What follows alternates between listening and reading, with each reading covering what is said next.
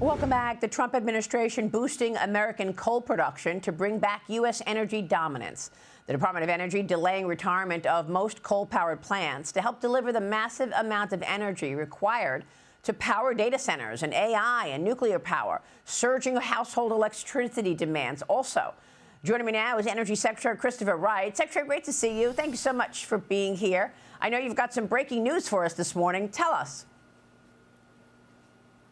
Yes, Maria, we're announcing today expanded programs to help the American coal industry. And we're helping it just because for years it's been under assault. It was out of fashion with the Chardonnay set in San Francisco, Boulder, Colorado, and New York City, where I just was at Climate Week. But it's critical to America's industrial might, not just for electricity, as you mentioned. It's our third largest source of electricity after natural gas and nuclear. But we also use it. It's the backbone of steel production. It's critical for cement production. Coal just makes the world go round, and they've tried to strangle it, particularly the Biden administration, starting with the Obama administration. But we need the coal industry. We're stopping the strangulation.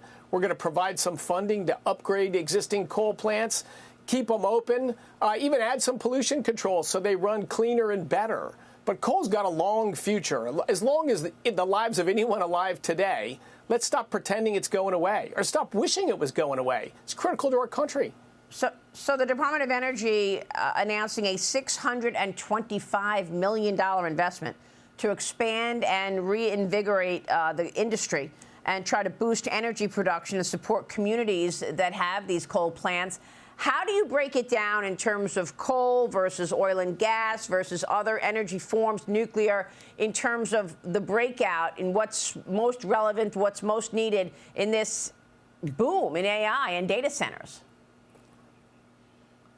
So, of course, we're going to let the private marketplace, investors and capital deployers decide exactly what they're going to build. We're just going to assist some of those efforts and stop with the heavy hands on the scale that we're only going to permit wind and solar, as the Biden administration did. We saw where that led, more expensive electricity. President Trump got elected to bring back common sense. And look, coal is a huge part of our electricity grid today. We're going to stop closing all the coal plants that this Biden administration and so many Democratic governors across our country has decided they should just shut those things down. That's just such a losing strategy that drives up electricity prices, prevents us from leading in AI. So we're going to keep these coal plants open that have a long way to go. We're going to remove some of these burdensome regulations or even outright bans from exporting coal out of our country. Coal is by far and away the world's largest source of electricity and will be for decades to come. In fact, to put it in context, Maria, wind, solar, and batteries, 2.6% of total global energy. Coal's 28%, more than 10 times bigger than wind, solar, and batteries put together. That's just a backbone of our planet. And we have awesome coal reserves in the United States. We're going to export more of that coal. We're going to use it for American industry, particularly as we reindustrialize. And it's going to continue to provide 16% of our electricity and enable us to reindustrialize and win the AI race. Yeah, and you've been talking about coal for months and trying to support the industry for months. Let me get your take on this easing of regulation and the permitting. Are you codifying this permitting so that it is in the law beyond your term, beyond President Trump's term? I mean, these are long-term projects. I bring this up a lot because the likes of these large oil companies that are putting huge amounts of money in the ground for years and years, looking ahead to huge projects, they need to know that those laws are going to be there, that things will run fast and the permitting gets done. I know the Big Beautiful Bill had some of that. Is that where the codifying of this permitting is? Oh, I think there'll be more coming. There's growing bipartisan consensus around permitting reform. I think the Democrats realize you can't have a great American future if you can't build anything in America. So I think you will see bipartisan legislation on permitting reform. I'm excited about that. But you'll see a lot of changes in EPA rules, that were codified that just didn't make sense, that are being challenged by this administration. I think you'll see some rule changes. You'll see legal challenges on those rule changes. And I think you'll see us prevail in those legal challenges. So, yes, our plan is to leave behind permanently better structure. And of course, you mentioned the demand, which is only getting higher and higher. BP's latest energy outlook is predicting that global oil demand will grow until at least 2030. That's 5 years later than last year's forecast. The company predicting natural gas demand also will grow 20% by the year 2040.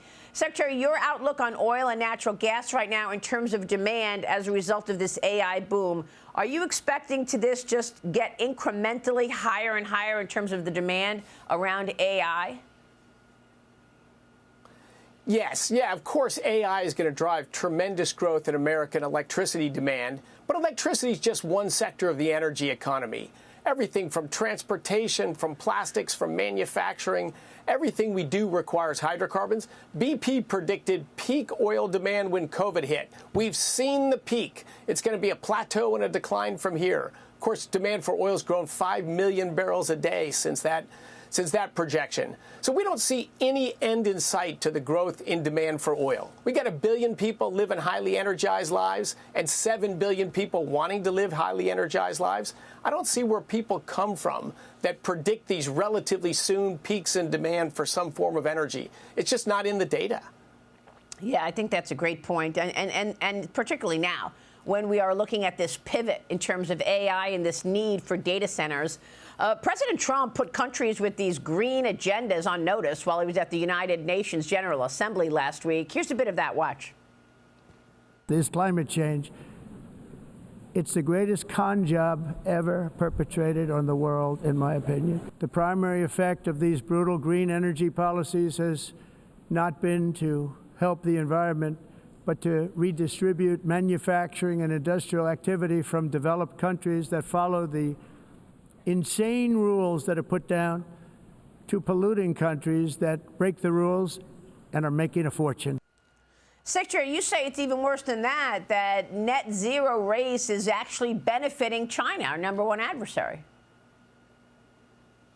Yeah, the main impacts of net zero in the countries that have pursued it, which is the wealthy world, right? What has the results been? Higher energy prices. As the president mentioned there, deindustrialization. Europe has just exported its industry to China, into Asia. U.S. did that for a while, too.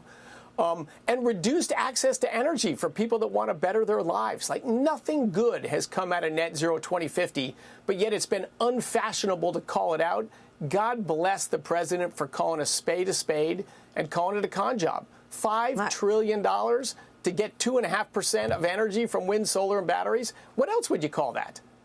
That's incredible. I mean, look, you all have been so focused on this, and it is the important moment in time, certainly with technology. Secretary, it's great to talk with you. The president certainly has assembled an incredible team around his goal of tapping into our energy capacity. Thank you, Secretary. Thanks, Maria. All right, good to see you, Christopher Wright. We'll be right back. Stay with us.